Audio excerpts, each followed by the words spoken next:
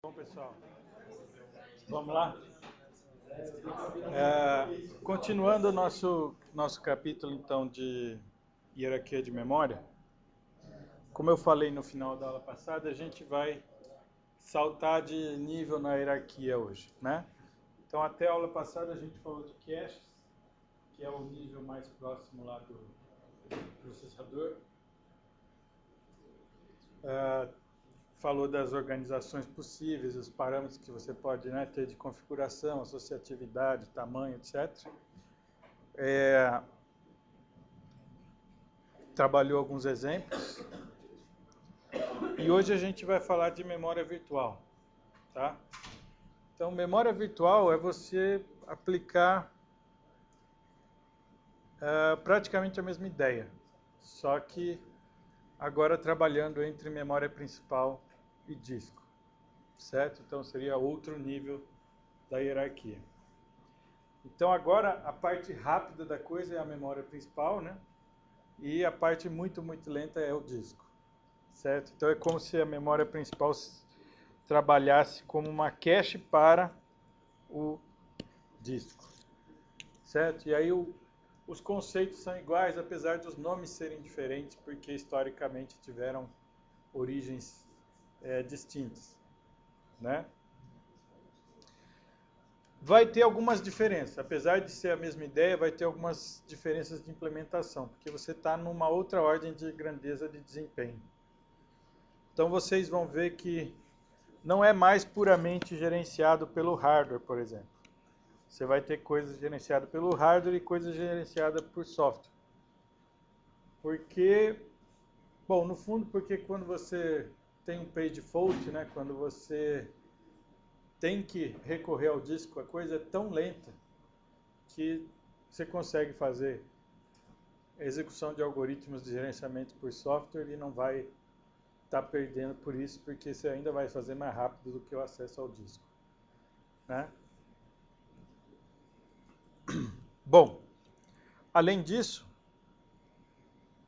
então além de ter esse efeito de parecer que você tem, para o programa parecer que você tem uma memória muito maior do que realmente você tem física, né? Então você tem o outro efeito, né, que a memória virtual ajuda a gerenciar, que é que os programas têm que compartilhar essa memória principal, né? Você vai ter vários programas rodando na máquina ao mesmo tempo, cada um tem seu espaço de endereçamento e você tem que ter proteções entre um programa e outro, né? Você vai acabar tendo os mecanismos onde você controla o acesso a porções de memória só para os lugares onde o programa tem efetivamente permissão de acessar. Então, a memória virtual ajuda nesse ponto também.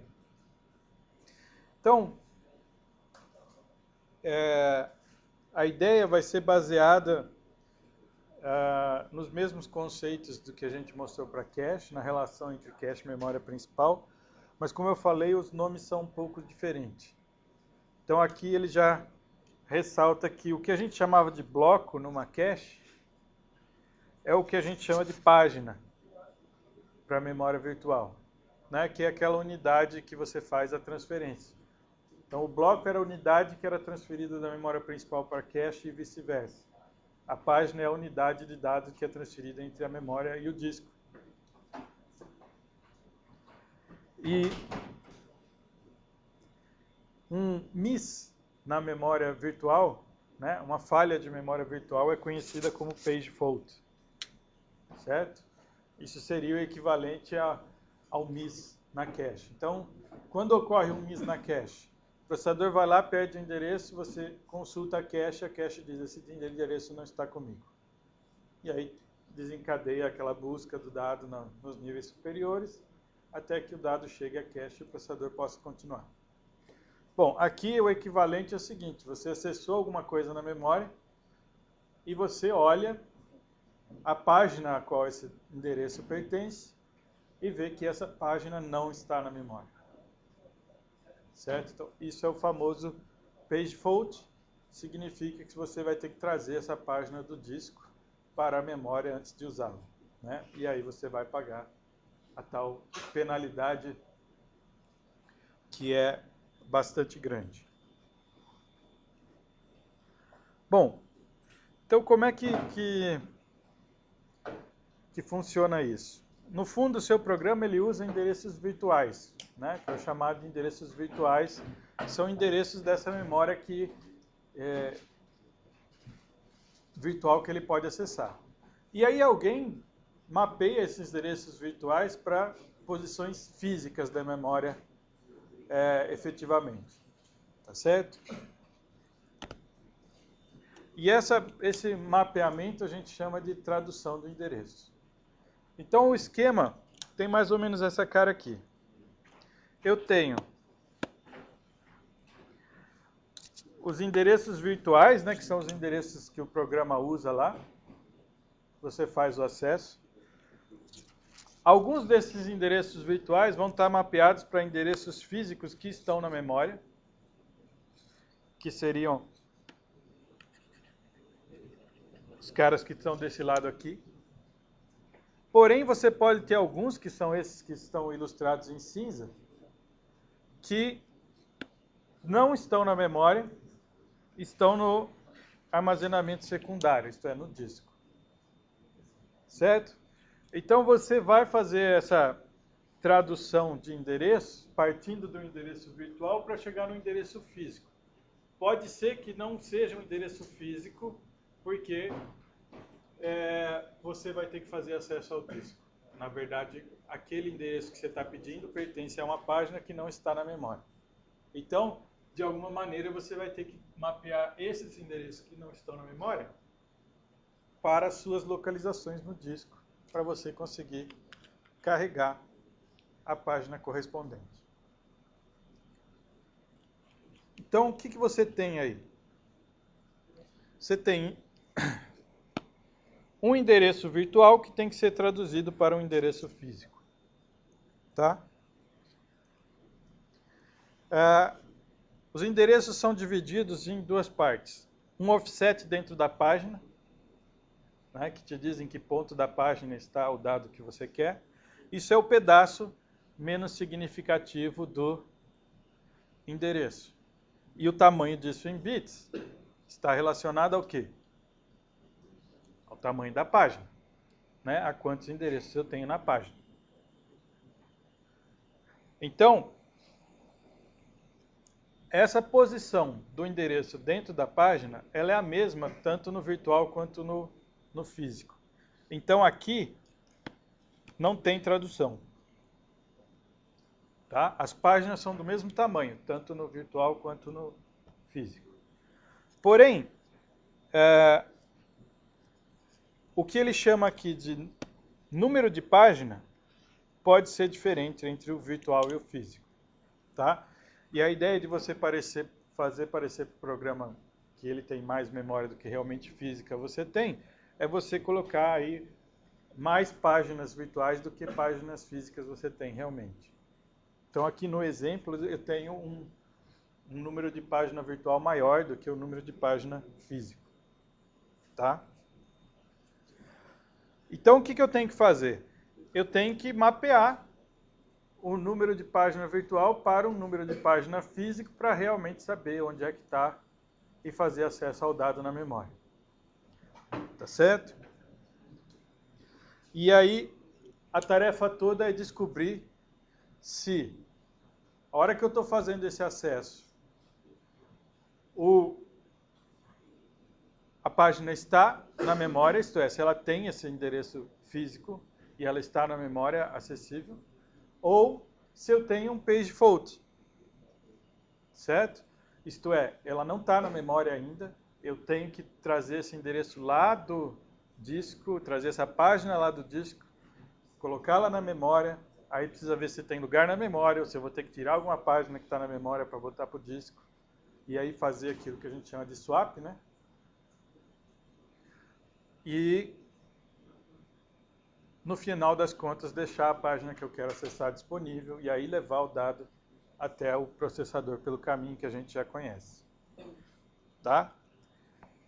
Então, nesse exemplo aqui, ó, se você reparar, quantos bits eu tenho de offset de página? Está indo até aqui, né? Então, do 0 ao 11, certo? Então, isso me indica que eu tenho, certo? 2 a 12 endereços em cada página. 2 a 12 é 4K. Tá? Então, esse é um tamanho típico aí de páginas que você manipula em memória virtual. Então, veja só, a unidade de transferência entre a memória e o disco é 4K. Né? Então, comparado, fazendo analogia com o que a gente tinha na cache, né, seria o tamanho do bloco, né, de transferência entre um nível e outro. Ah, por que tão grande? Não faz sentido aqui você trabalhar com blocos pequenos, certo? Vocês enxergam isso? Por quê? Porque o que eu vou pagar para acessar o disco é muita coisa. Então eu tenho que trazer, se eu ficar trazendo só o endereço que eu pedi, vai ser um absurdo a penalidade, tá? Então, você trabalha com essas páginas e a unidade de transferência são essas páginas, porque o disco, ele é eficiente para trazer blocos, ele lê blocos, ele não lê um dado só. Né? Quando ele lê lá os setores do disco, etc. Então você já pega blocos de dados. Tá? Então as transferências são todas de blocos que aqui na linguagem de memória virtual chamam páginas, e elas têm tamanhos bem maiores do que a gente estava considerando com tamanhos de blocos na cache. 4K é um tamanho típico, mas pode ser 16K, pode ser até mais, dependendo do sistema que você está trabalhando.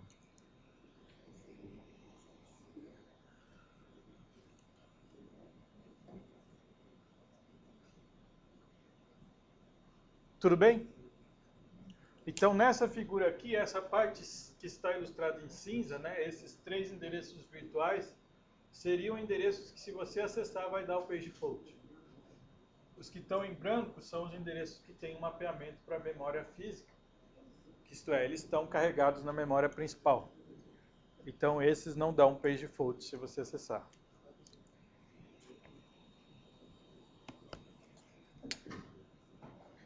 Bom,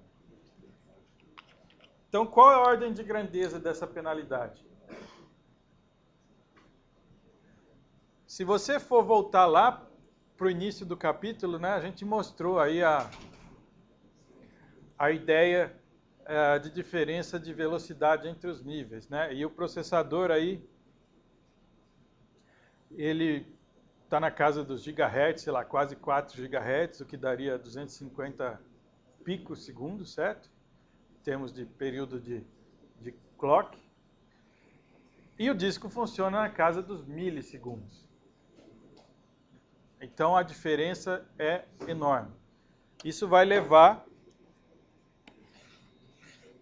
a um page fault custar provavelmente na casa dos milhões de ciclos do processador para ser resolvido.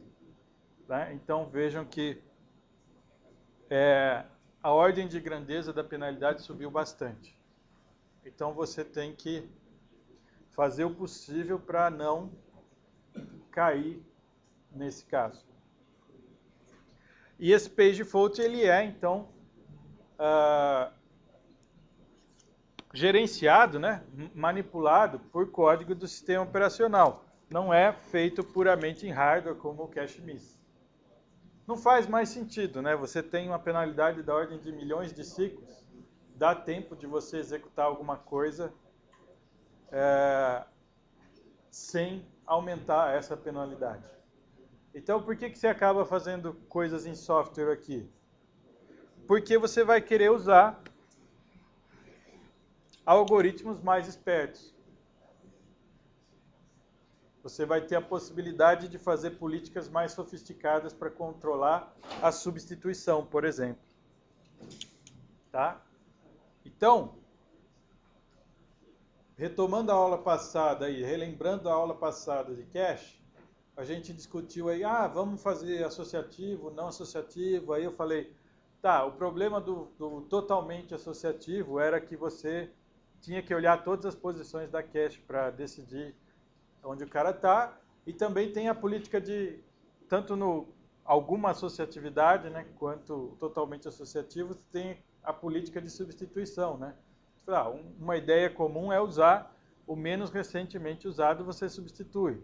Só que se você tiver totalmente associativo ou conjuntos grandes, é difícil você implementar em hardware um esquema de manter esse log de quem é o menos recentemente usado. Então você pode partir para uma estratégia aleatória, por exemplo, né? Aqui não tem mais esse problema, porque eu não vou estar implementando no hardware. Então o que acontece é que você vai ter espaço em bits, você vai ter tempo para executar um algoritmo mais sofisticado para tentar fazer uma política de substituição mais inteligente, né? E que talvez até trabalhar com o totalmente associativo, como ele mostra aqui, né? Na memória virtual você vai trabalhar com totalmente associativo, né? Na TLB a gente vai ver que pode ser ou não. Mas a ideia vai executar em software esse controle, né? Você pode executar um algoritmo em software porque dá tempo enquanto você resolve o problema do acesso ao disco. Tá? Então, dada essa diferença de grandeza aqui, né, que leva a uma penalidade desse tamanho, você pode passar a fazer algum controle em software porque você não vai pagar mais do que isso.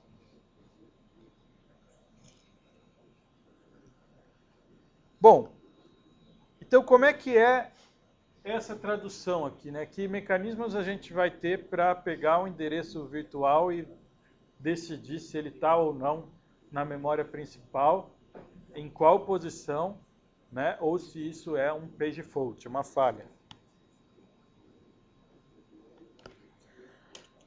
O que se usa são as tabelas de páginas, né? Então, se vocês já fizeram algum curso relacionado a sistemas operacionais, né, a SO, vocês já devem ter ouvido falar disso, né? Aliás, já devem ter ouvido falar de memória virtual em algum nível, né? Não deve ser no mesmo nível que eu vou mostrar aqui, que é a organização da TLB, organização das páginas, talvez mais no nível de algoritmos de substituição e controle, né? Um nível mais alto, mas já devem ter ouvido falar esses termos que eu estou mencionando hoje. Então, essa tabela de página é quem armazena essa informação de onde está cada coisa. Certo? No fundo é um grande vetorzão que te diz, que tem o que ele chama de, aqui no livro, de Page Table Entries, que vocês vão ver que ele abrevia o tempo todo desse jeito aqui, PTE, tá? Então, nos slides aparece essa sigla aqui bastante para frente. Isso quer dizer Page Table Entry, tá?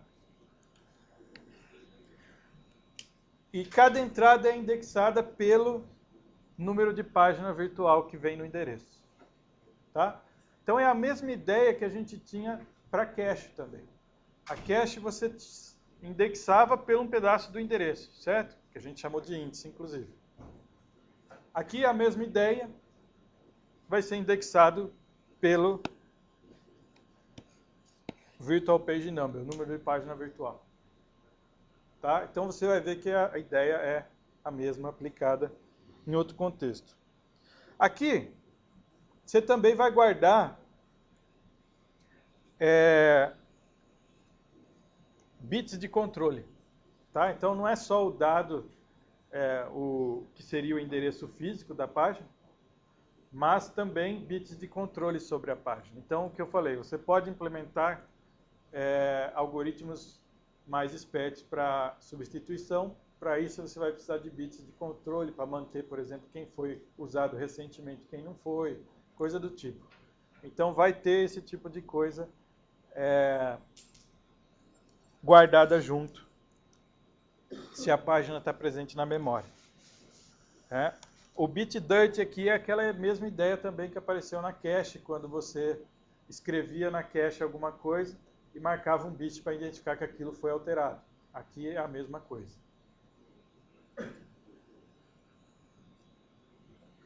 Bom, se a página não está na memória, então um possível solução é você já guardar nesse Page Table Entry, né, a entrada dela, ao invés de armazenar o endereço físico, armazenar a localização no espaço de swap que está aquela página. Né? E aí você parte para executar o page fault, para fazer o swap. Então, a quem já instalou Linux, por exemplo, teve que definir uma partição chamada swap, dar um tamanho para ela, etc. Certo? É isso aqui que você está definindo. É esse espaço no disco que ele vai usar para fazer essa coisa aqui. Tá?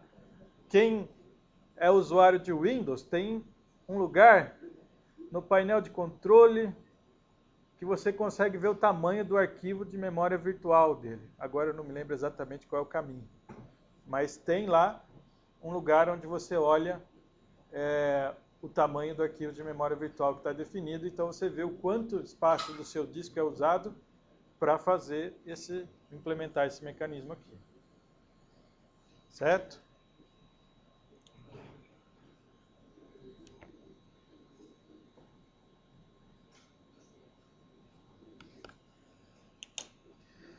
Então, como é que é o esquema?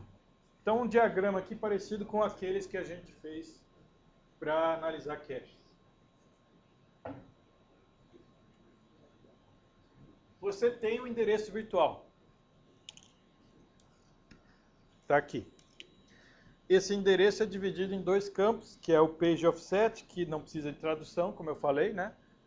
Que é a posição dentro da página onde está aquele endereço. E isso não muda no físico e no virtual. Então, esse cara é direto parte do endereço traduzido. Aqui ele está usando a mesma divisão do exemplo anterior, então você repara que o page offset tem 12 bits. Certo? Então, te indica que a página tem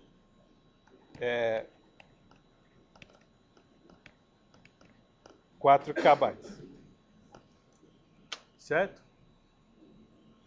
E aí você tem a parte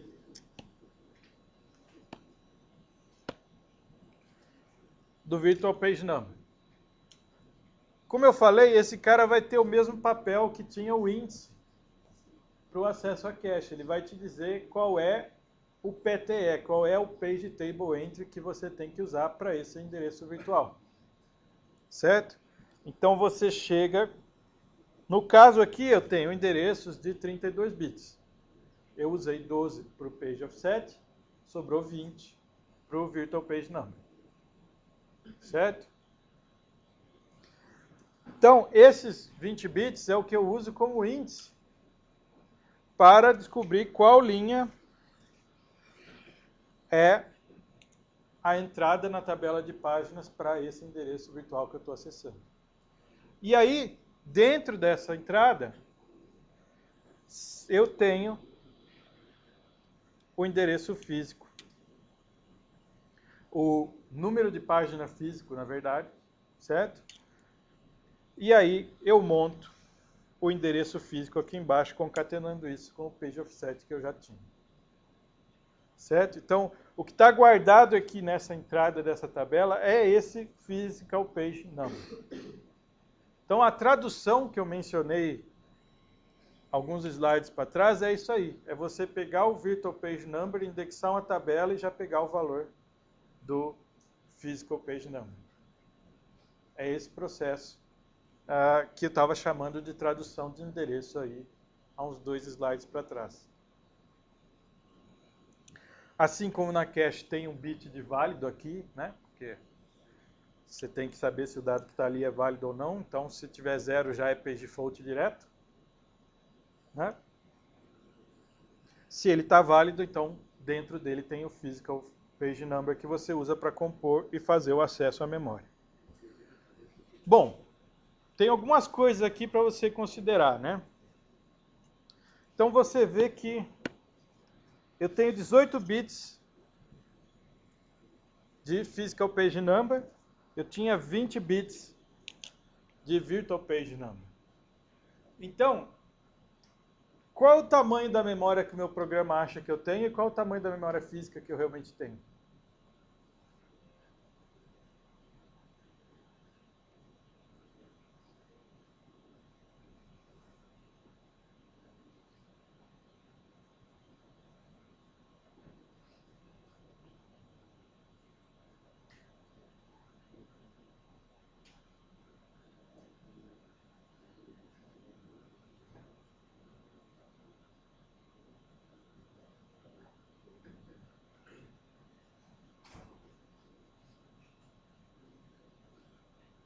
E aí? Qual é o tamanho da minha memória virtual e qual é o tamanho da minha memória física?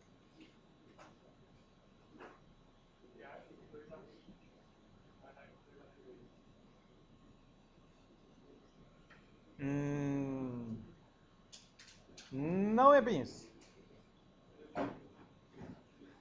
Ó, é, certo? Então vejam só. Como é que você faz essa conta? Eu tenho um endereço virtual de 32 bits, certo? 32 bits, quanto que de endereçamento eu tenho? Quantos endereços diferentes? 2 a 32, que dá o quê? Então, memória virtual é 2 a 32 posições, certo? Quanto é 2 a 32? Ó,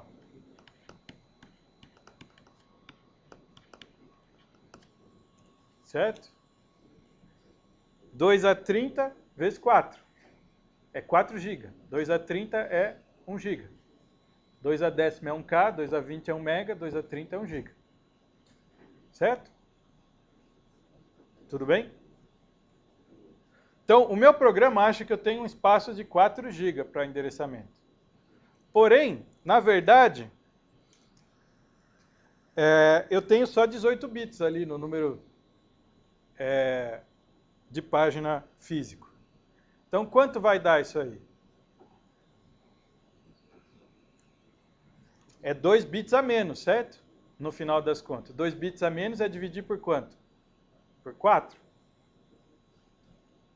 Tá vendo? Só número redondo na conta. Então, no fundo, a minha memória física vai só até 230. Certo? Porque eu tenho 2 bits a menos. O que vai me levar a 1 GB. Certo? Então você percebe que tem aquele mesmo efeito. Vários endereços virtuais vão estar mapeados para o mesmo endereço físico em algum momento. Certo? E você vai ter substituição, porque vai cair, em alguma hora pode cair coisas que ocupem o mesmo lugar. Isto é, aqui, se for totalmente associativo, alguma hora vai estar cheio a memória física e você vai ter que escolher alguém para sair para poder entrar outra página. Certo? Então, normalmente cada programa tem uma página, uma tabela dessa associada a ele, para saber onde é que estão as páginas do espaço dele. Na verdade, cada processo do SO tem a sua tabela de páginas. Por isso que tem um registrador aqui em cima que não mencionamos ainda. Ó. Esse cara aqui é o page, ficou difícil de ler, né? Melhor não pintar o nome. Esse cara aqui é o Page Table Register. Tá? Isso aí indica onde começa a tabela de página desse processo. Então, quando tem que acessar, você acessa esse registrador para descobrir qual o lugar que começa a tabela de página desse processo. Então, deixa eu fazer uma pergunta. Qual o tamanho dessa tabela de página?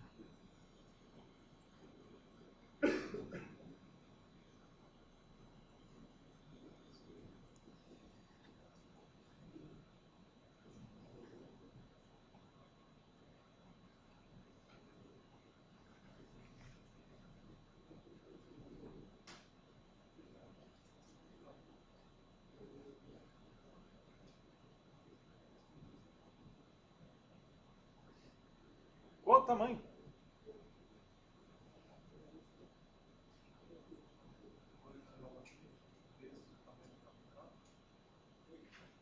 Isso. 2 elevado a 20 é quanto?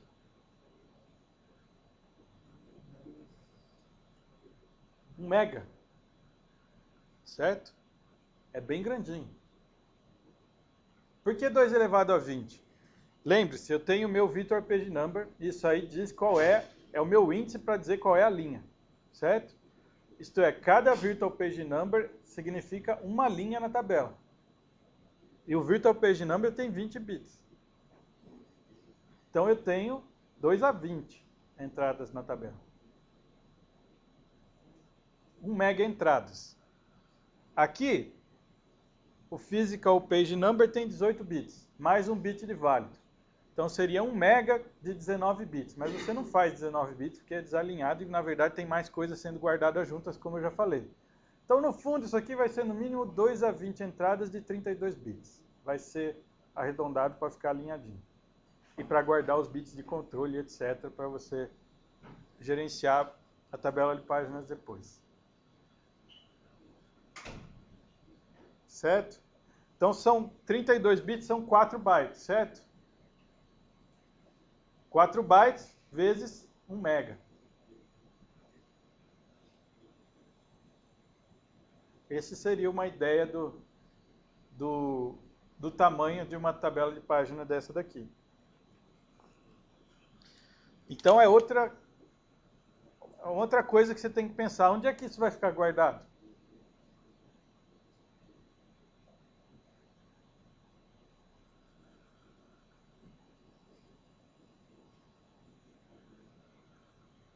Onde é que eu vou guardar essa tabela, então?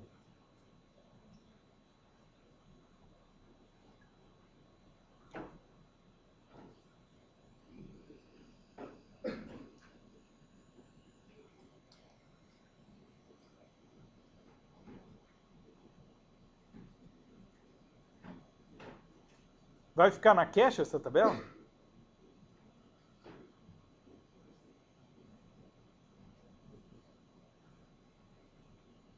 Vocês devem encontrar vários exemplos de processador no mercado que nem tem cache de 4 MB.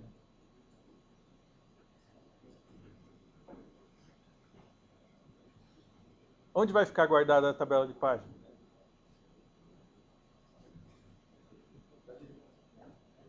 Na memória. Tá certo? No HD seria muito ruim.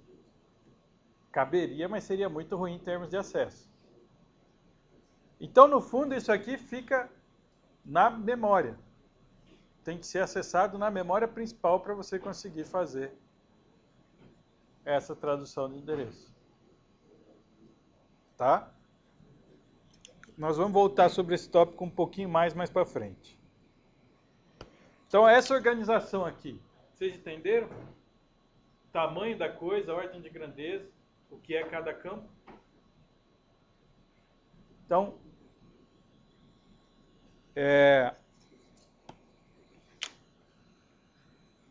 uma figura que resume o sistema, então. Eu tenho o meu endereço virtual, e esse endereço virtual, um dos campos dele é o Virtual Page Number. Esse cara me diz qual linha da tabela de páginas eu devo olhar para saber se essa página está ou não na memória. Se o bit de válido tiver 1, eu vou ter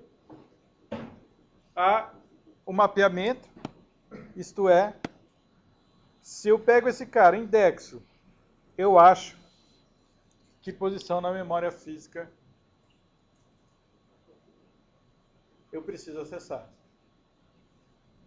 Caso esse Virtual Page Number caia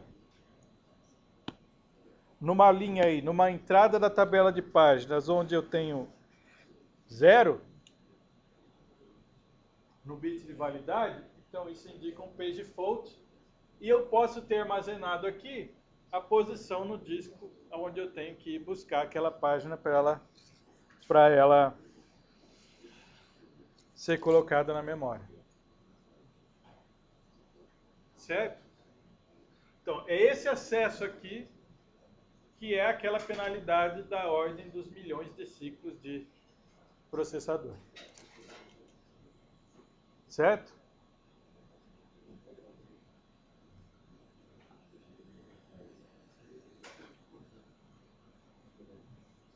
Tá claro esse esquema de funcionamento?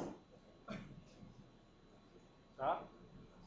Tá claro o paralelo das ideias entre a memória virtual e o que a gente fazia com cache e memória principal? Né? São ideias muito parecidas. Apesar dos nomes serem diferentes, são ideias muito parecidas. Tudo bem?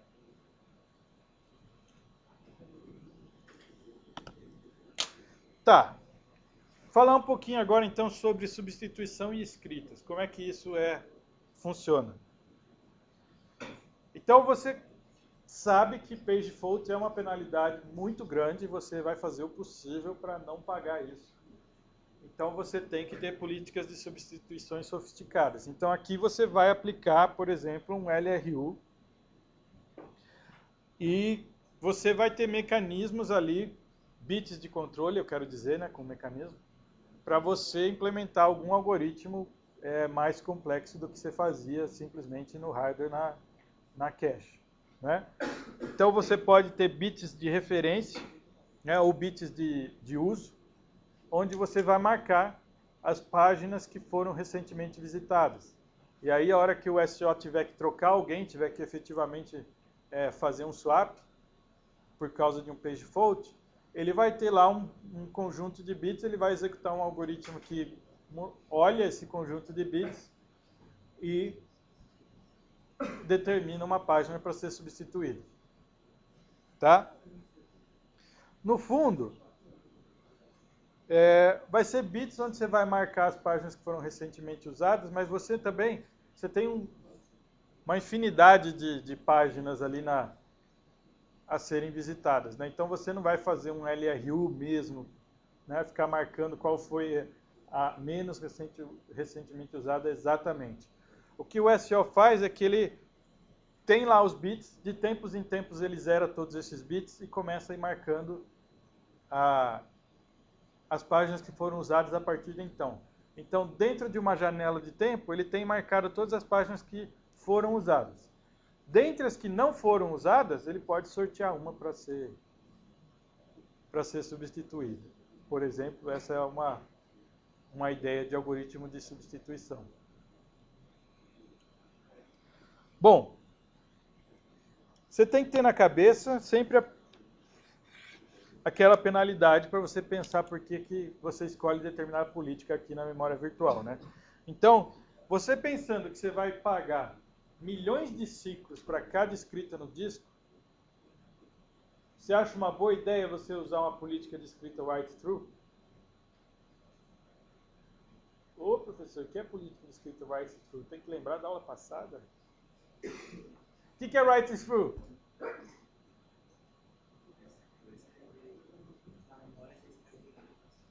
Se você faz uma escrita na cache, você já fazia a escrita na memória principal para deixar tudo consistente, certo?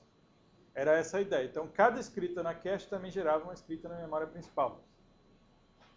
Lá, nós já discutimos um pouco, porque isso pode ser uma coisa não muito boa com desempenho, sendo que a penalidade lá seria da casa dos 100 ciclos.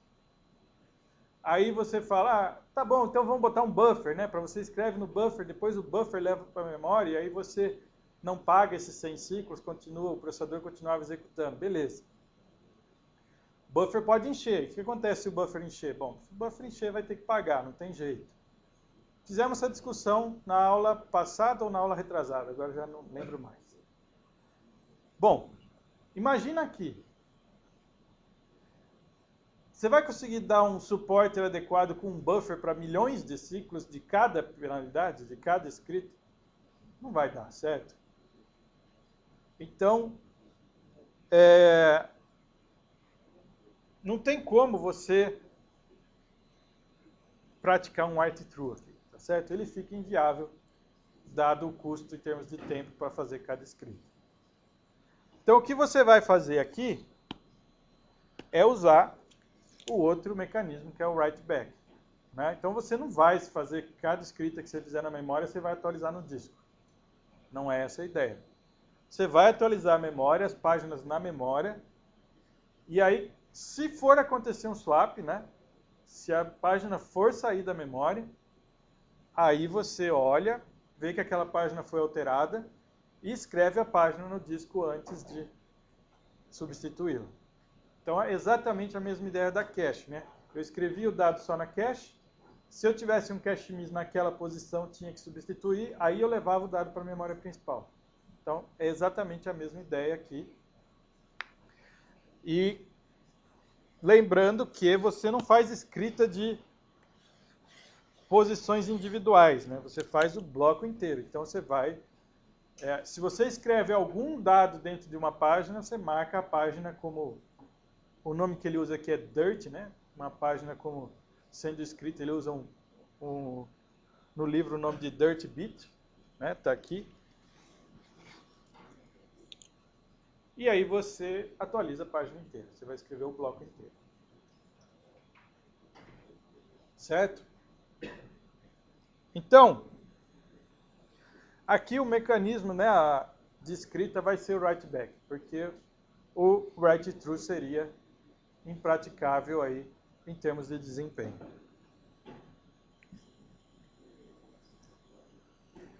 Bom,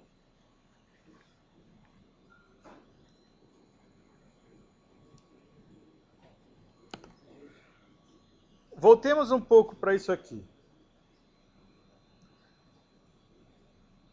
Eu falei que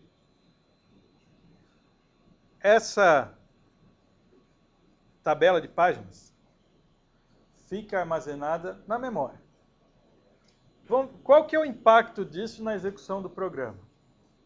Então, suponha que eu tenho uma instrução lá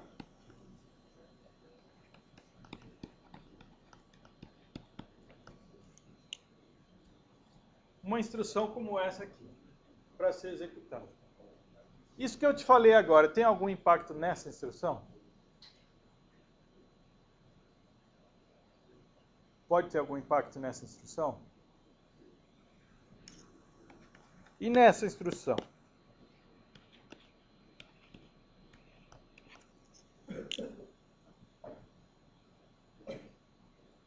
Então, quais são os passos aqui, pensando na hierarquia de memória, que eu tenho que fazer para executar essas duas instruções?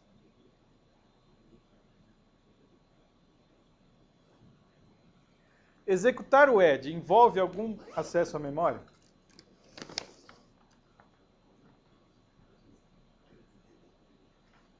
Sim ou não?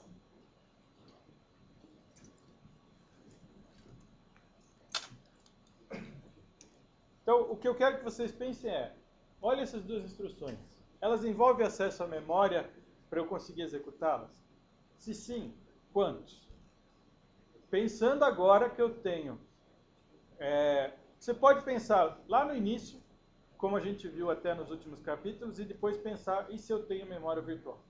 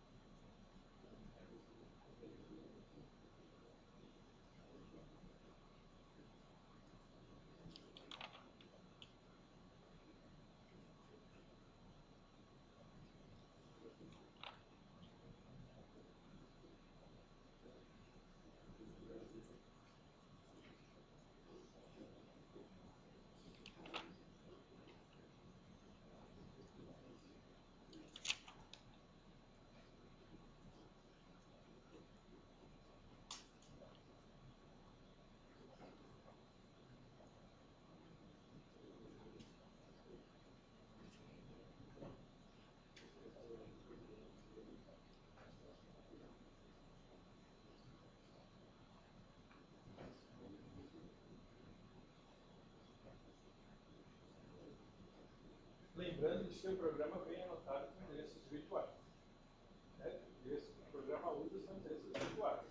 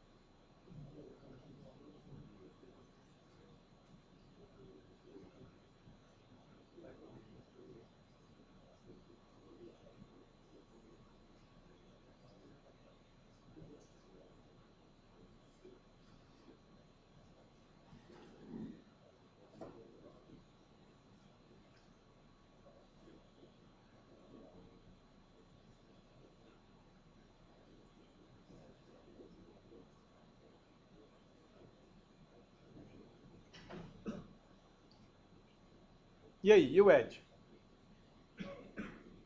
Tem que pagar algum acesso à memória?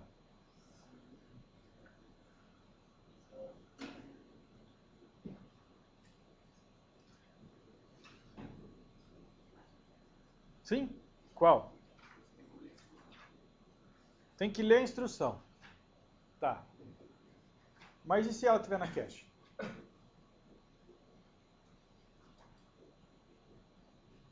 Um exemplo que a gente mostrou aqui, lembra? A gente no pipeline tinha lá cache de instruções, cache de dados. Então eu faço a leitura na cache de instruções. E se ela estiver na cache? Se der hit? Aí você paga algum acesso à memória? Então, do jeito que a gente tinha visto no capítulo 4, não. Né? Mas e se eu colocar a memória virtual agora no problema? O que acontece?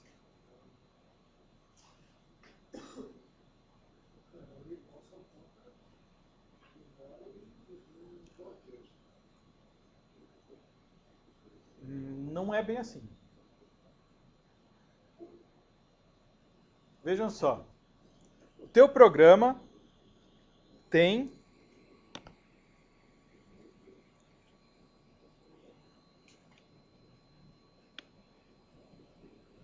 esse endereço aqui. Certo? A tua cache trabalha com esse endereço aqui.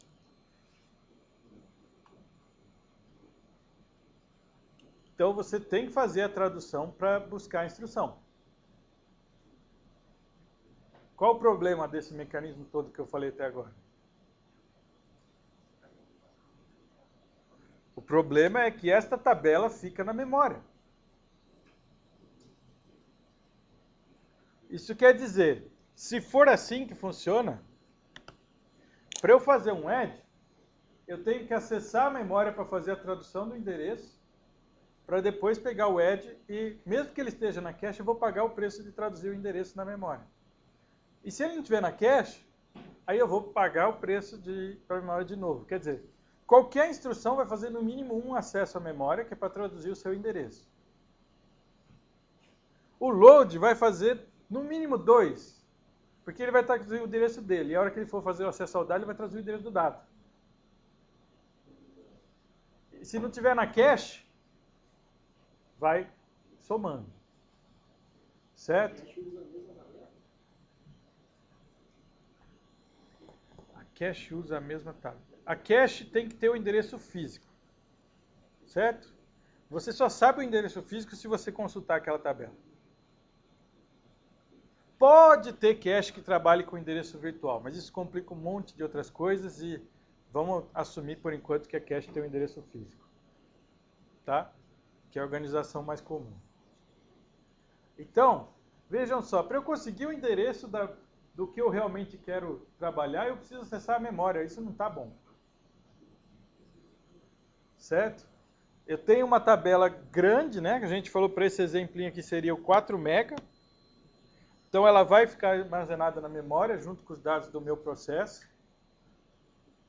E aí? O que está faltando aqui no meio que eu não mostrei ainda?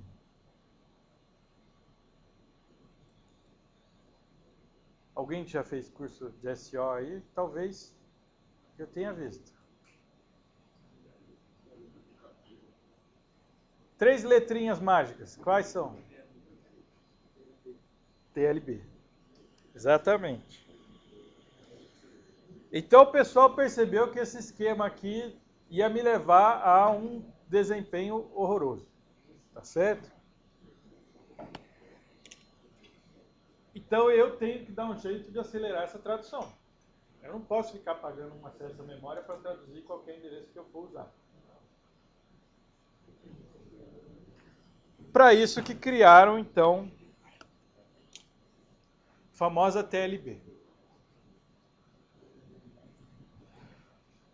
Bom, veja só. O que é a TLB? TLB é um nome desses que historicamente se fixou, mas não é um nome muito bom para aquilo que ele realmente é. Tá? TLB é Translation Look Aside Buffer, mas não é um buffer, é uma cache. Tá? Então, no fundo, o TLB é uma cache, que não tem nada a ver com a cache que a gente discutiu no início do capítulo. Quer dizer, a gente discutiu organizações, mas não é nem a cache de instruções, nem a cache de dados. Tá certo? É uma cache separada só para acelerar a tradução de endereço. Então, o que é o conteúdo dessa cache? Endereços traduzidos. Essa é a ideia dessa cache. Tá? Então eu falei que o nome não é muito bom porque ele chama buffer, mas no fundo é uma cache. Tá? Com organização igualzinha de uma cache. Associatividade e tudo mais.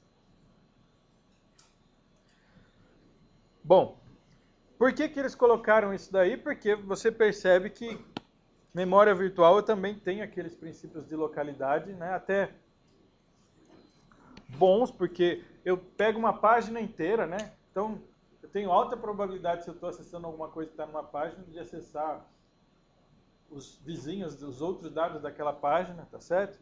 Principalmente se eu estou executando código, né? Que eu estou pegando o código e vou varrer o código para ser executado, né? Então, o que eu quero? Eu quero colocar uma cache ali que vai acelerar muito esse processo de tradução do endereço. No fundo, eu vou evitar ter que ir para a tabela de página, que está na memória. Esse é o meu objetivo com a TLB. Então, eu vou ter essa cache rápida de page table entries, né, de endereços, de tradução de endereços, que vai ficar ali junto das outras que a gente já viu. Vai ficar dentro do processador.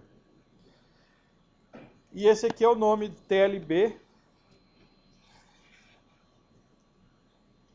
Certo? E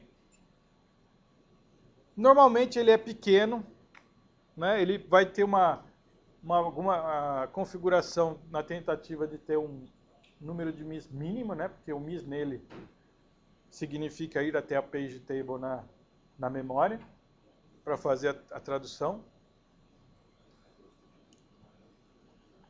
Então, pode ser que tenha alta associatividade, ou ser até totalmente associativa, se ela for muito pequena. E a cara da coisa fica com essa aqui, então. Né? Tava faltando, entrou um novo elemento no nosso esquema aqui, que é esse cara aqui, a TLB. Então, eu tinha o meu Virtual Page Number que indexava a minha page table, que me dizia se eu tinha endereço físico, sei lá, se esse endereço que eu acessei estava na memória, se essa página que eu acessei estava na memória ou se ela estava no disco. Então eu quero evitar ter que vir até a page table toda vez. Certo? Então, esse cara aqui está na memória. No esquema anterior eu acessava ele todas as vezes, todas as traduções. Agora eu vou incluir a TLB, que isso aqui é uma cache. Fica lá dentro da CPU. E o que ela guarda? Bom, dado o Virtual Page Number que eu tenho, se esse Virtual Page Number estiver nessa cache, eu tenho direto a posição, isto é, o endereço físico dele. Então, se foi essa linha aqui que eu peguei, então essa linha está na memória principal e eu já sei o endereço físico dele, porque ele está guardado nessa cache aqui. Então eu não saio do processador para descobrir o endereço físico dele. A tradução inteira acontece dentro do processador. Se der miss nessa cache, se der miss na TLB, aí eu tenho que consultar a page table.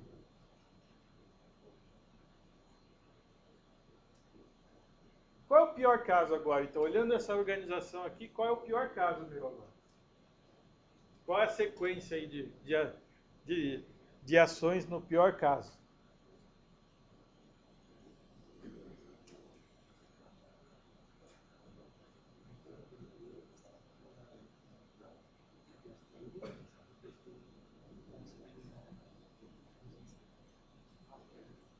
Meu pior caso é, eu consulto a TLB, não está.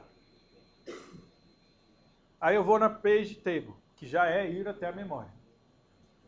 Eu consulto a page table e não está.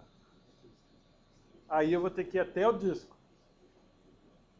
Trazer para a memória, para depois continuar. Tá certo? Então, a organização dessa TLB é escolhida pensando em minimizar o número de misses, né? O número de falhas. Porque uma falha na TLB custa bastante. Certo? Então, se sua página ali, o seu PTE estiver na TLB, você não sai do processador. Certo? Você não precisa acessar a memória para fazer a tradução do endereço. Se ela não estiver, aí você vai ter que acessar a page table. E como é que é a organização da TLB, então? É uma cache como as outras que a gente discutiu no início do capítulo. Tem o tag, o dado da cache é o endereço físico, certo? A tag dela é o quê? Bom, eu tenho o meu Virtual Page Number. Alguma coisa ali é o índice para acessar as linhas dessa TLB, e o que sobrar é o tag, do mesmo jeito que era numa cache normal. Além disso, eu tenho os bits de controle que eu preciso saber se essa PTE, né, essa Page Table Entry, é válida, né? Se eu fizer acesso de escrita, eu tenho que ter o dirty bit lá para marcar que ela foi escrita. Se eu estiver implementando o algoritmo de substituição, que precisa de bits para marcar os que foram usados ou não, etc., tem que estar aí também. Então, são essas colunas que estão mais à esquerda aqui, né? Valid, dirty, ref, que eu posso acrescentar para manter os dados de uma PTE. Então, é uma cache para uma linha dessa daqui é guardado na TLB, certo? Com uma tag a mais, porque eu tenho que fazer isso é uma cache, eu preciso comparar a tag para saber se é essa linha que está lá ou não. Então, note, a minha page table é muito grande. A TLB é pequena. Então, voltamos para aquela relação entre memória principal e cache, né? Qual é a aposta? É que a localidade dos acessos faça com que eu traduza uma vez, guarde na TLB, e aí os endereços seguintes da mesma página vão sendo usados e eu não preciso mais pagar essa tradução de endereço.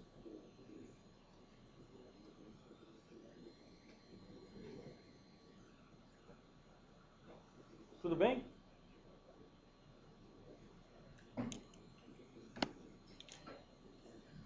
Bom, então aqui tem os dois casos que a gente já comentou, né? E se eu tiver uma falha na TLB, se eu tiver um miss na TLB? Eu tenho duas opções. Ou a página está na memória ou ela não está na memória. Se ela está na memória, eu faço carga da tradução do endereço para a TLB e continuo a execução, certo? Esse controle pode ser feito em hardware ou em software, tá? Se for em software, é através de levantar exceção, coisa desse tipo.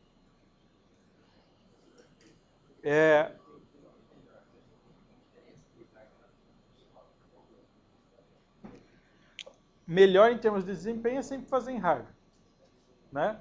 O problema é que aqui eu tenho várias coisas que eu posso querer guardar na page table. Ela pode ter uma estrutura complicada de campos, etc. E eu tenho que ficar atualizando tudo isso ou checando muita coisa.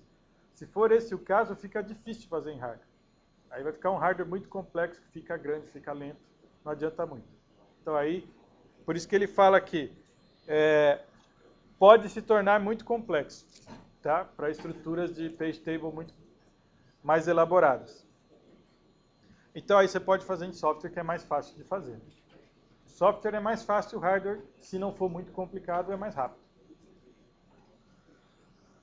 Bom, e se eu tenho page fault, então? Se a página não está na memória.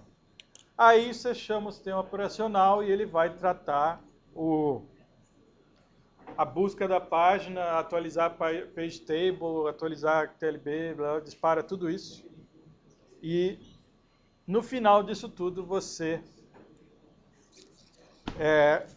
recomeça a execução da instrução que causou a falha.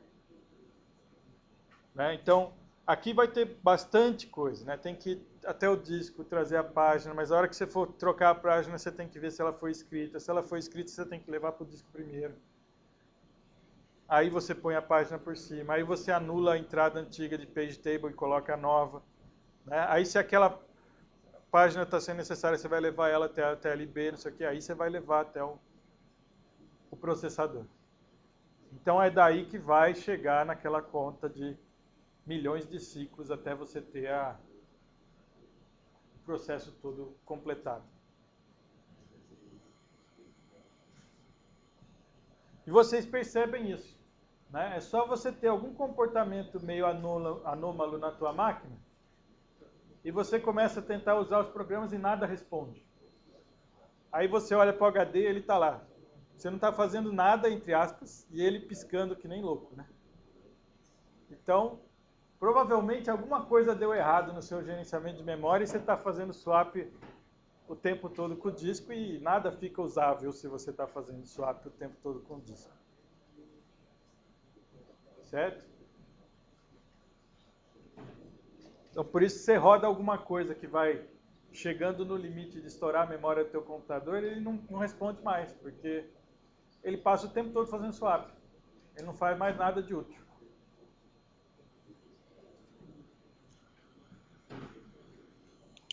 Entenderam a função da TLB, então? Então, apesar de chamar buffer, é uma cache. Tá? O nome é razões históricas, aí, desde quando foi criado. E você não vai ver ele com outro nome, vai em qualquer lugar que você olhar vai chamar TLB, mas você tem que lembrar na sua cabeça que a organização disso é ele ser uma cache.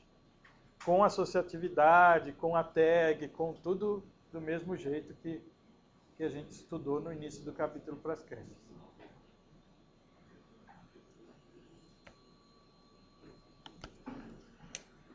Bom,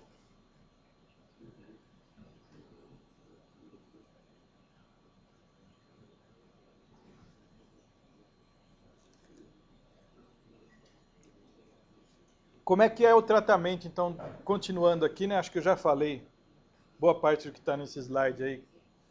Mas o tratamento do miss na TLB, da falha na TLB,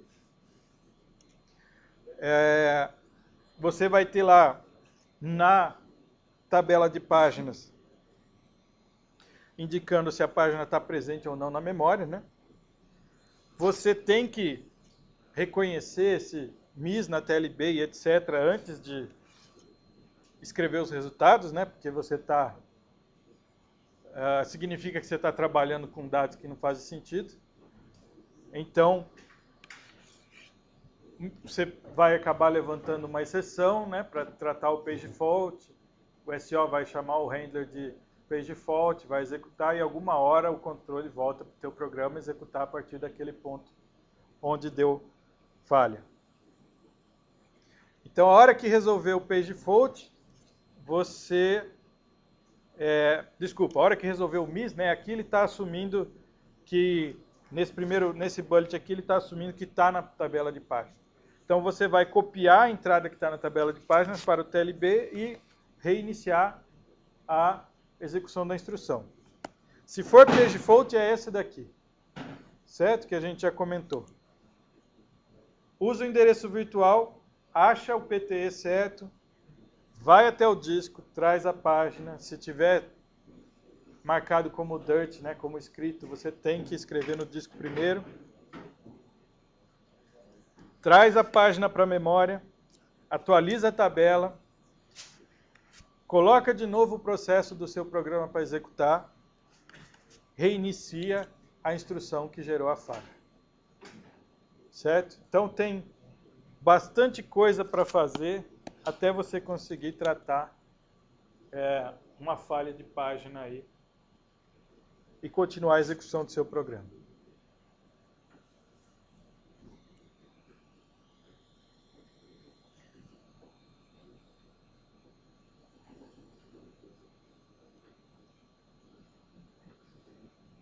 Tudo bem? Então aqui tem um esquema para esclarecer até a dúvida que você falou, né? Como é que é TLB, cache, etc. Como é que é a interação entre esses elementos. Então, aqui ele está dando um exemplo onde a cache usa endereço físico. Tá? O que eu tenho lá em cima? O meu endereço virtual, que é o que vem do programa. Então, esse endereço virtual eu acesso a TLB. Né? Eu tenho aqui o page offset, tenho o virtual page number. Virtual page number eu uso para acessar a TLB e descobrir se essa tradução já está ou não na TLB. Se tiver, né, se tiver então um hit na TLB, ele achou a linha da TLB contendo esse endereço físico, então você pega o conteúdo da TLB e compõe aqui embaixo o seu endereço físico, né, com o page offset que nunca muda, né, não precisa de tradução, como eu já mencionei. Então, se tiver na TLB, rapidinho você compõe seu endereço físico. Aí a cache pega esse endereço físico e aí ela olha daquele jeito que a gente viu até uma, 2 aulas atrás, né? Vai ter o tag, o índice, o blocks offset, etc. E você vai fazer o acesso à cache normalmente, como a gente tinha olhado nas aulas anteriores.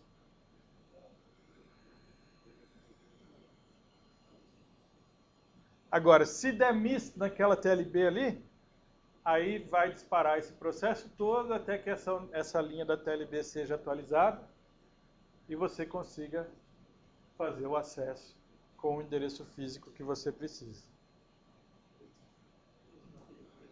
Então, reparem,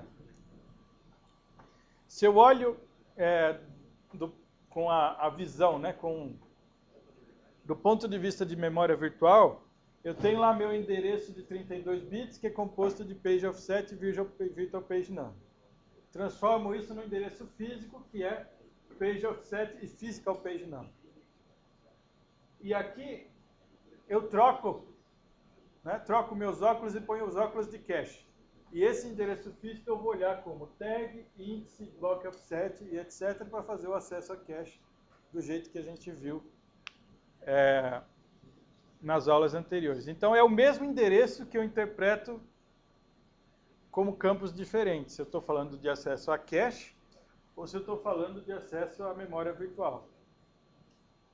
Certo? Esse endereço físico ali, ele está dividido em 2 caixinhas aqui para te lembrar que você tem 2 jeitos de ver isso aí, mas é o mesmo conjunto de bits. Você só está pondo uma máscara diferente em cima dele para interpretar os campos. Certo?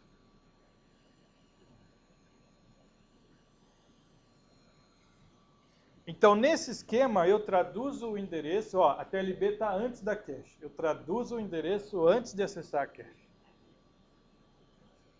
Ele menciona aqui que você teria uma alternativa, que era o que acho que o Daniel estava sugerindo, que era usar endereço de tag virtual na cache. Tá? Isso é possível, mas insere algumas complicações, principalmente relacionadas ao que ele chama de aliasing aqui. O que é alias?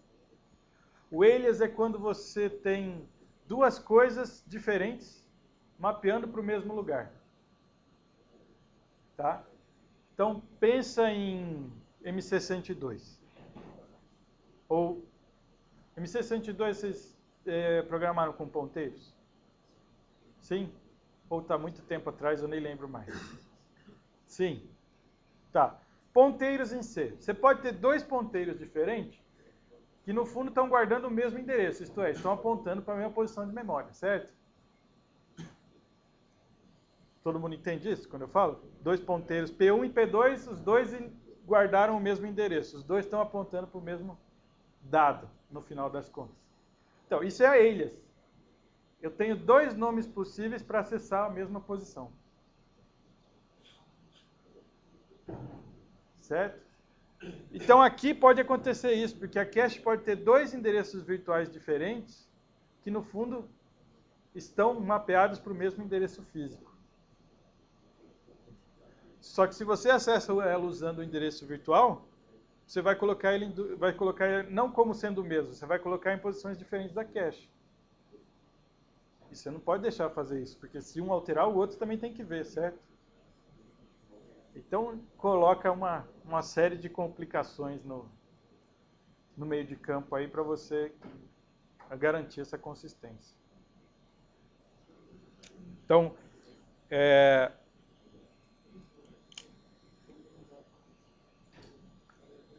você pode ter processos diferentes com memória compartilhada, por exemplo.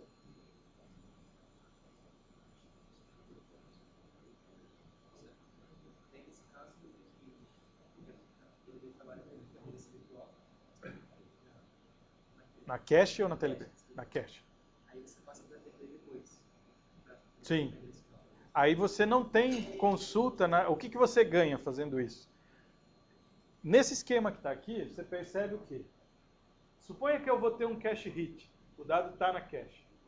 Mas eu tenho que pagar o acesso à TLB, porque eu nunca chego, né? Eu nunca faço um acesso à cache que não passa pela TLB.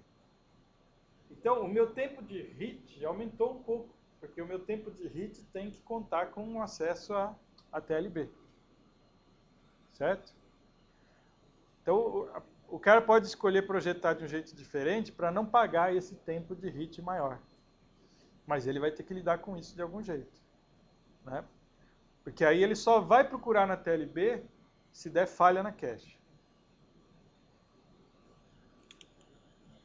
Esse esquema aqui, que está nesse slide, se você for olhar no livro, ele é daquele Intrinsic Fast Math, lá, aquele exemplo de processador MIPS que a gente discutiu também a cache dele na aula passada, ou não, na aula retrasada. Né, que era um exemplo de diretamente mapeado com um bloco de tamanho 4 palavras.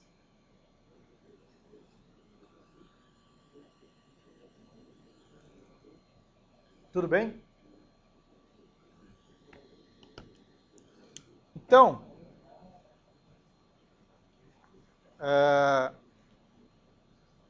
o que a gente tem relacionado aí a proteção de acesso, tá? Eu posso ter tarefas diferentes que compartilham, né, pedaços do seu espaçamento aí, do seu espaço de endereçamento, né? Mas você tem que ter proteção de acesso nisso. Então você vai ter no fundo mecanismos com a ajuda do SO para suportar modos de supervisor ou não, né? Você tem pedaços da memória que você pode acessar, pedaços que você não pode. Garantir que os programas só acessam os espaços de endereçamento que eles têm direito a isso, né? Que é parte dele. Que você pode ter um programa escrito de maneira errada, que no meio do código dele lá ele faz um load para um endereço maluco que não é parte do que o SO colocou como espaço dele. Certo? Então isso tem que ser bloqueado, vai ser bloqueado através desse mecanismo. Você tem proteção dessas estruturas de dados que o SO usa para gerenciar a memória virtual, né? Então, page table e outras informações do estado, né, da execução dos programas só são acessíveis ao SO, né, no que a gente costuma chamar de kernel mode, né? Então, é uma área de memória que os programas não têm acesso, o SO não deixa ninguém acessar, é só ele que pode acessar.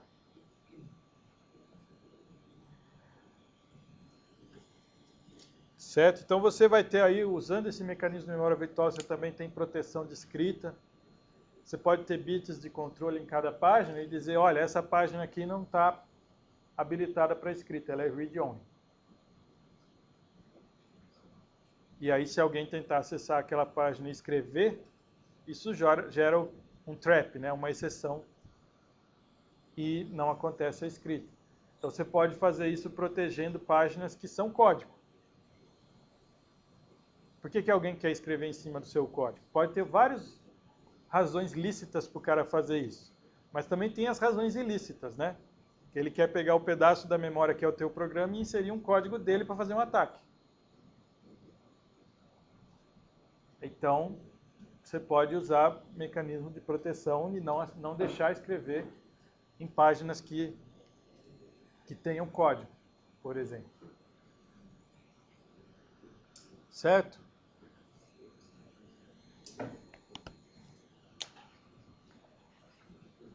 Então, a gente tem aí alguns princípios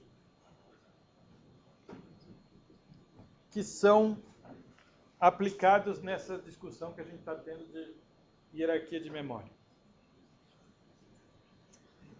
E esses princípios, eles podem ser aplicados em qualquer um dos níveis, né?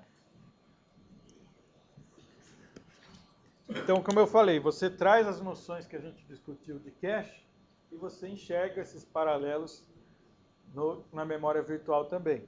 Então, o princípio da localidade, por exemplo, né? A ideia é a mesma. Memória virtual também tem a ideia de tirar proveito dos princípios de localidade para você não ter que ir ao disco todo o acesso que você faz. Tá certo? Então, tem algumas coisas que você tem que pensar quando você está discutindo essa hierarquia de memória. E a gente falou de todas elas. Onde eu coloco o bloco? Como eu encontro um bloco? Como eu substituo o bloco se eu tiver uma falha? Qual é a minha política de escrita? Se eu vou fazer write through, se eu vou fazer write back. Certo? Então, todos esses conceitos aqui, todos esses princípios, eu falei tanto para cache quanto para a memória principal. Desculpa, para a memória virtual. Certo? Então você tem que pensar nisso em cada nível da hierarquia, para você fazer a organização completa da tua hierarquia de memória. Então, localização do bloco, né? Onde eu coloco cada bloco? O que a gente viu sobre isso?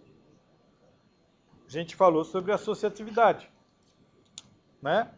Eu tenho desde a mais simples, que é a diretamente mapeada, onde cada bloco só tem uma possível posição na cache para ocupar, até o totalmente associativo, onde o bloco pode ocupar qualquer posição da cache. E falamos aí entre o que implica, né? O que facilita e o que dificulta em cada uma dessas alternativas. Então, se eu tenho um bloco, olha o endereço dele, eu já sei onde ele tem que estar na cache. Isso é o diretamente mapeado. É muito rápido eu descobrir onde é que esse bloco tem que estar na cache. Aí eu vou lá e vejo se ele está lá ou não. Em compensação, não é flexível, porque eu só tenho uma posição da cache para colocar aquele bloco. Pode ser que minha cache esteja com um monte de lugar vazio, mas aquele bloco só tem, se a posição daquele bloco estiver ocupada, eu não posso aproveitar mais nada. Vai dar conflito e vai dar miss. Certo? Aí eu passo para o mais flexível, que é o totalmente associativo. Se tiver uma posição livre na cache, eu posso usar. Não existe lugar marcado, certo? Então, um extremo é, você compra o seu ingresso, você vem com o assento marcado, você não gostaria que alguém estivesse ocupando o seu assento, certo? Mas suponha que deu overbooking. Aí vai dar o cache miss. Aqui, não, o fully associativo é o seguinte, não tem marcação. Eu tenho a cache aqui, ela tem sei lá eu quantas posições, tenho esse endereço aqui. Ele está na cache? Não, vou trazer, beleza. Onde eu ponho ele?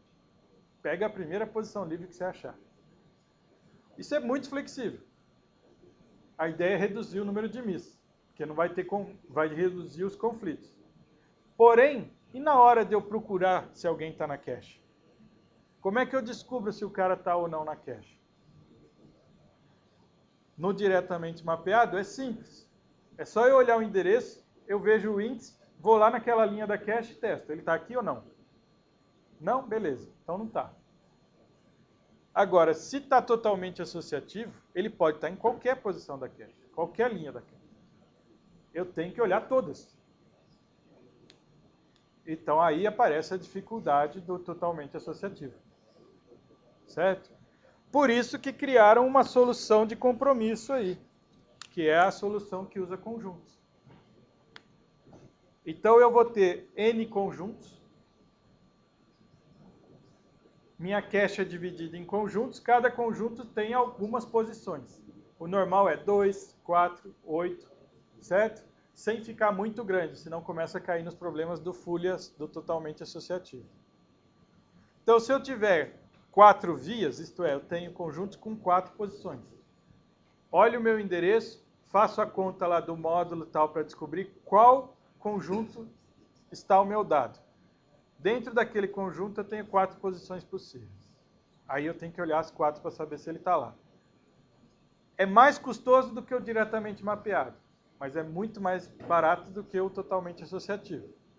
E me dá a flexibilidade de cada dado vai ter 4 posições possíveis para ocupar na cache, e não só uma posição. Certo? Então a ideia é o seguinte: alta associatividade é para tentar reduzir taxa de miss. Certo? Em compensação, fica mais complexo, pode dar mais custos e piorar o tempo de acesso, porque eu começo a ter um controle mais complicado para descobrir se o dado está ou não na cache.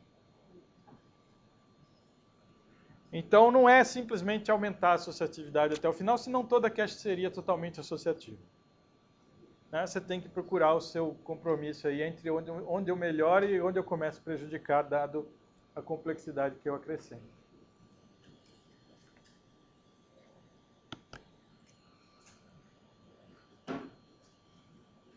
Bom, isso aqui resume exatamente o que eu acabei de falar, né? Como é que eu acho um bloco? Diretamente mapeado é só olhar o índice. Anyway, né, com cache com vias, eu olhar o conjunto, o índice me diz o conjunto e depois eu faço uma busca dentro deles. E o totalmente associativo eu tenho que procurar todas as entradas. Muito bem.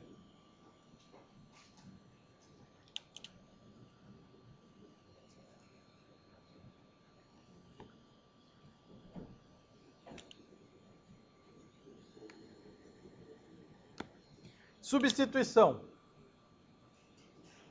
Como eu escolho, né, o cara que vai sair da cache quando eu tiver que colocar um novo e a posição dele está ocupada? Diretamente mapeado. O que acontece?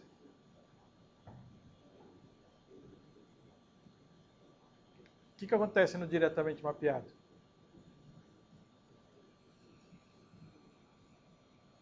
Não tem política de substituição, só tem uma posição possível para o cara ocupar. Se estiver ocupada, tem que tirar o cara que está lá e pôr ele. Certo? Então, diretamente mapeado não tem escolha. É uma posição para cada endereço. Se estiver ocupada, sai quem está lá, entra o cara que precisa entrar.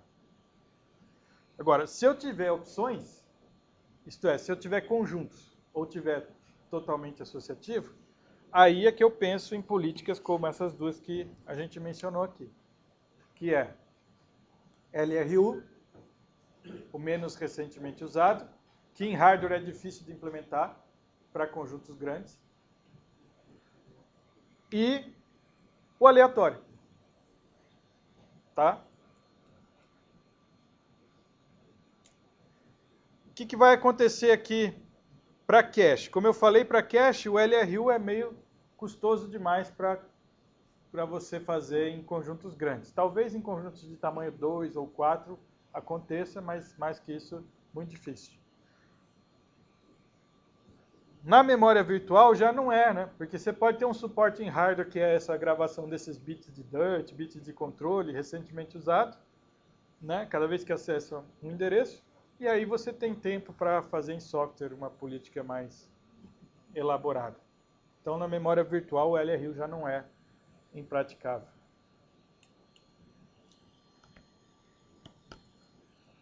Políticas de escrita. Então, a gente falou de write through e write back. Write through é manter tudo consistente, certo? Eu atualizo todos os níveis conforme eu faço escritas. Mantenho tudo consistente. É simples de entender, simples de você manter substituição também, né? Mas requer preocupações com desempenho. E a preocupação, uma coisa que sempre aparece para ajudar é o write buffer, né? Para você escrever num buffer e não ficar esperando a escrita em todos os níveis. Write back. Não atualiza os outros níveis, faça a escrita na cache e mantenha a escrita só ali, só que tem um bit lá para dizer que aquilo lá foi alterado. Se eu tiver um conflito, se eu tiver que substituir o bloco, aí eu levo para os outros níveis de hierarquia. Então, pago essa penalidade só se o bloco for substituído. Você precisa controlar isso, você precisa gastar mais bits para fazer o controle na hora da substituição ou não.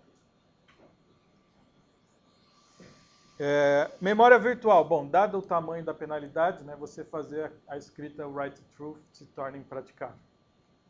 Então, numa comparação aí entre cache e memória virtual, a gente viu que nesse contexto só o write back faz muito sentido, porque o outro seria, em termos de desempenho, muito ruim.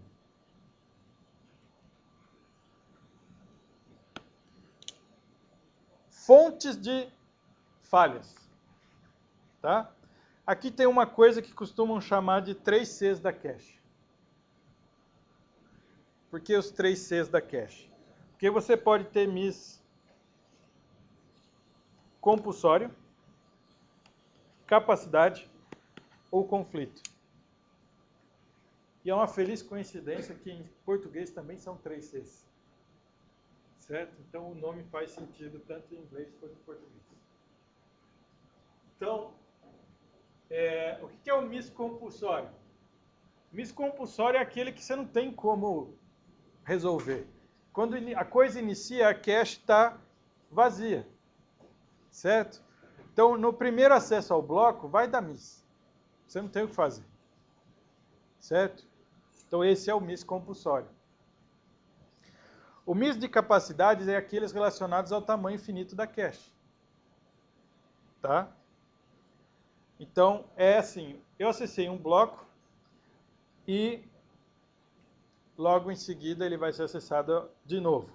Tá bom, mas e se eu substituir esse bloco no meio do caminho? Tá certo? Então, se eu tivesse mais posições na cache, eu não teria substituído aquele bloco. Essa é a ideia. E aí, eu poderia acessar de novo sem ter que pagar a penalidade de falha. E o miss de conflito é aquele de colisão, né? Quando eu não tenho cache totalmente associativa, eu tenho competição pelos lugares na cache. Certo?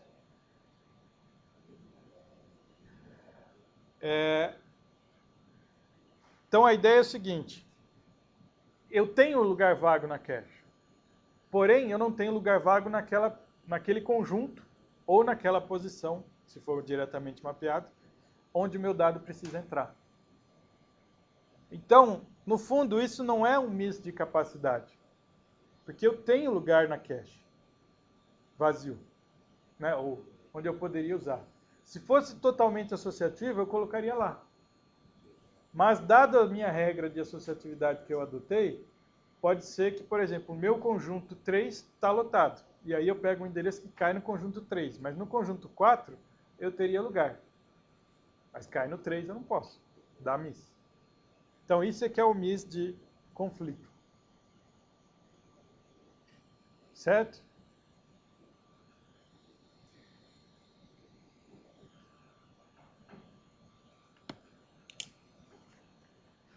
com esses conceitos na cabeça, você pode pensar em trade-offs, aí, né? Em balancear o seu projeto. Então, que mudanças que eu posso fazer e quais tipos de falhas eu vou atacar? E isso pode ter algum outro efeito negativo? É isso que essa tabela resume. Tá? Então, se eu aumentar o tamanho da cache, o que eu posso fazer? Eu diminuo os miss de capacidade. Se eu aumentei o tamanho da cache, eu vou ter mais lugares para pôr, ela vai ficar menos cheia. Essa é a ideia. Você vai ter mais posições para usar. Agora, lembrando que tempo de acesso é proporcional ao tamanho em memória. Então, eu posso aumentar o tempo de acesso. Se eu aumentar ou mudar a associatividade, o que eu vou estar mexendo? Eu vou estar mexendo nos miss de conflito. Porque eu vou dar, se eu aumento a associatividade, eu estou dando mais opções de lugar para um determinado dado ocupar. Então, se eu saio do diretamente mapeado e crio conjuntos, eu fico mais flexível. Se eu saio de conjuntos e fico totalmente associativo, eu fico ainda mais flexível com relação à posição que o dado ocupa na cache. Então, isso pode diminuir os miss de conflito. Certo? Mas, aumentar a associatividade acrescenta hardware, acrescenta coisas para controlar, também pode afetar o tempo de acesso. E afetar o tempo de acesso significa afetar inclusive o hit. Aumentar o tamanho do bloco. Desses três aqui, o que melhora você aumentar o tamanho do bloco?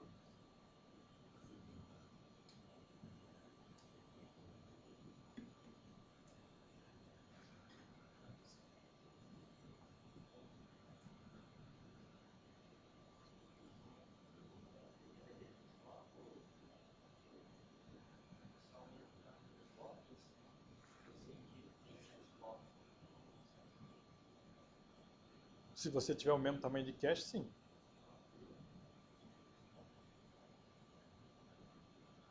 Por que aumentar o tamanho do bloco vai afetar o miss compulsório? O miss compulsório não é aquele que eu tenho que pagar de qualquer jeito? Exatamente. Então pensa bem, se eu tiver uma cache que é organizada com uma palavra por bloco, o primeiro acesso que eu fizer a cada palavra vai dar miss compulsório, certo? Porque cada vez que dá um miss eu só trago uma palavra. Não é isso? Agora pense em 4 palavras por bloco. Quando eu der o miss na primeira palavra daquele bloco que eu pedi, ele vai trazer os 4, certo? Vai trazer o bloco inteiro. Se eu acessar o vizinho, o que vai acontecer? Apesar de ser a primeira vez que eu acesso o vizinho, ele já vai estar lá porque eu trouxe o bloco inteiro. Então, aumentar o tamanho do bloco afeta as falhas compulsórias. Diminui as falhas compulsórias. Porque eu trago aquela que deu falha e já trago os vizinhos. Na aposta que eu vou ter a localidade espacial e vou acessar os vizinhos logo, e para esse eu não vou pagar miss compulsório. Certo?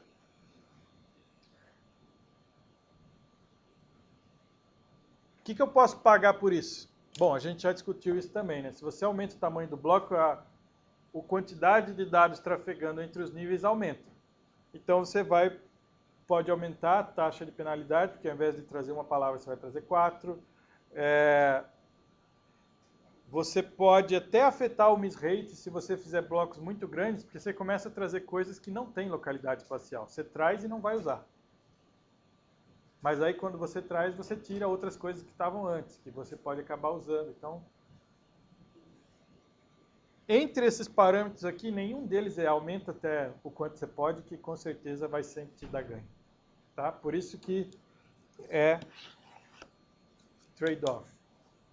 Né? Então aqui tem um espaço de projeto a ser explorado. Cada vez que você vai projetar uma hierarquia de memória, você tem que tentar achar um compromisso entre essas coisas para que chegue num bom resultado.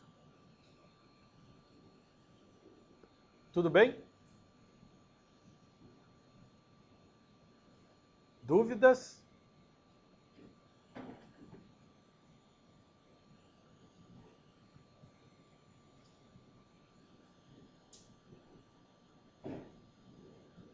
Nenhuma dúvida? Tá fácil assim? É? Que bom.